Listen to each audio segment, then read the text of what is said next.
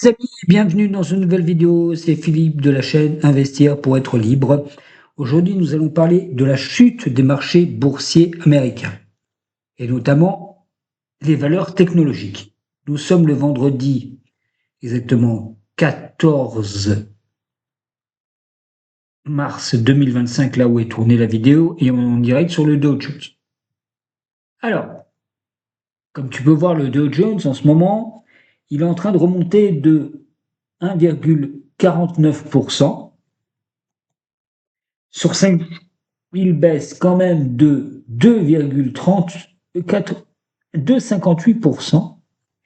Et sur un mois, il perd plus de 7,1%. Et sur les 6 mois qui viennent de passer, il a perdu 0,48%.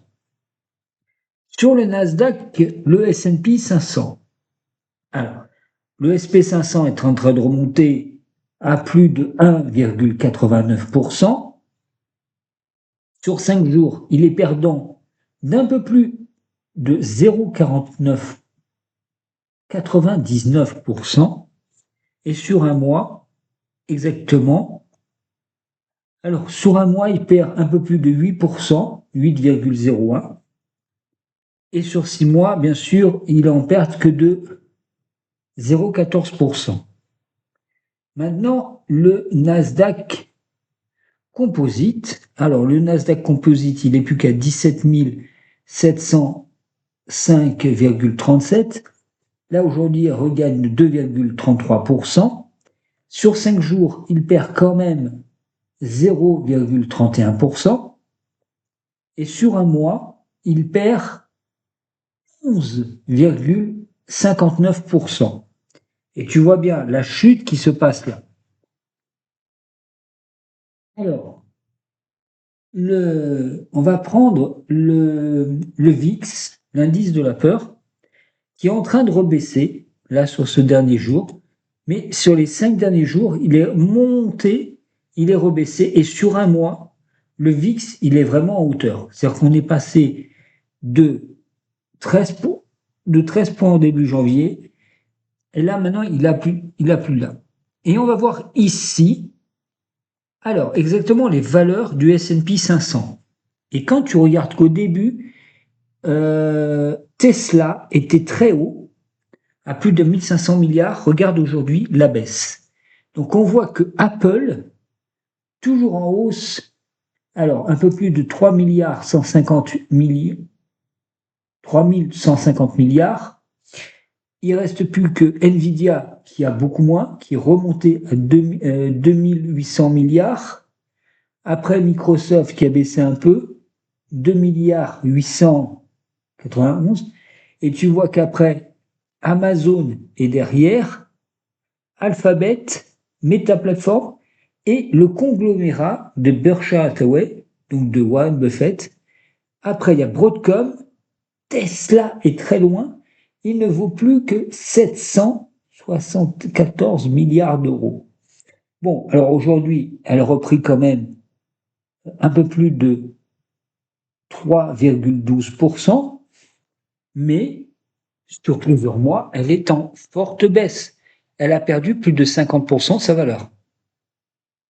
Je te laisse les regarder et tu verras que au fur et à mesure, toutes ces valeurs américaines baissent. En Europe, on n'est pas dans la même configuration, puisque en Europe, on va le voir dès maintenant, on va prendre un truc tout bête, on va aller sur Boursorama. Alors, Boursorama, actualité. Alors, les indices. Nickel, les indices de la Bourse de Paris. Alors, les indices de la Bourse de Paris, le CAC 40, puisque c'est l'indice phare. Et on voit que sur la semaine, c'est monté. Et tu vas voir surtout, depuis la hausse, depuis 5 jours. Donc depuis 5 jours, on voit quand même que le CAC 40 est bien remonté. Bon, et on voit que c'est toujours les mêmes valeurs. Alors, on a du Thales dans la défense, L'Oréal, Engie dans le gaz, Schneider Electric qui est bien remonté, Total qui est dans le Renault, Orange, Unibail, et après le tout dernier là c'est AXA et Vinci. Donc on peut voir quand même que sur l'Europe, le CAC 40, vis-à-vis de ça, bon, sur la semaine, il a perdu que 0,24.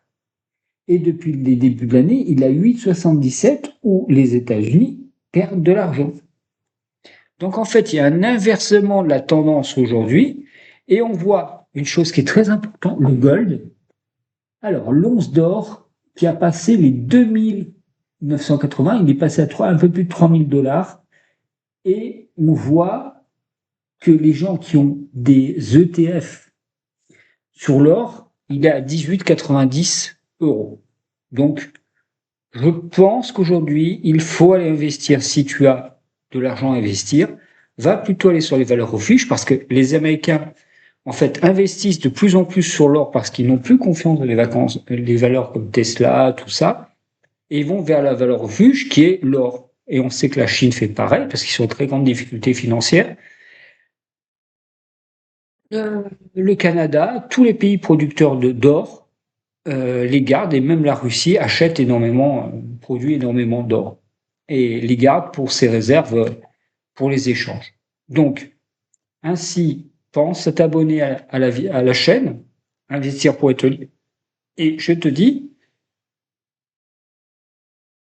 les actions européennes, quand tu regardes bien, c'est toujours les mêmes hein, qui montent. C'est Air Liquide, Total, bon, toutes ces valeurs-là. Tu peux les garder, Schneider Electric, bon, ça c'est des valeurs qu'il faut garder en fond de portefeuille. Moi, je le dis toujours, je resterai toujours positif sur les valeurs françaises, et notamment quand tu vois depuis même le début de l'année, on va reprendre même sur le début de l'année, il y a Thales toujours sur la défense, mais depuis le 1er janvier, ben, tu as Thales en premier, ils ont quand même gagné 80%. Bon, Thales, Société Générale, BNP Paribas, Bouygues, Crédit Agricole, Orange, les valeurs de défense, Safran, Vinci. Et quand tu regardes chez les Américains, quand tu vois les valeurs qui montent, Berkshire Hathaway, on veut dire c'est une valeur financière, tu as Walmart qui remonte, Eli Lilly dans le luxe, hein, les Lilly c'est une des plus belles valeurs du luxe américaine, et c'est pas comme chez nous, Visa continue à monter. Après Mastercard, encore une bancaire. Et tu vois que ExxonMobil, pareil. Donc aujourd'hui, vers quoi il faut investir? Vers les matières. Donc les bancaires pour l'or et tout, et les valeurs pétrolières. Voilà, tout simplement.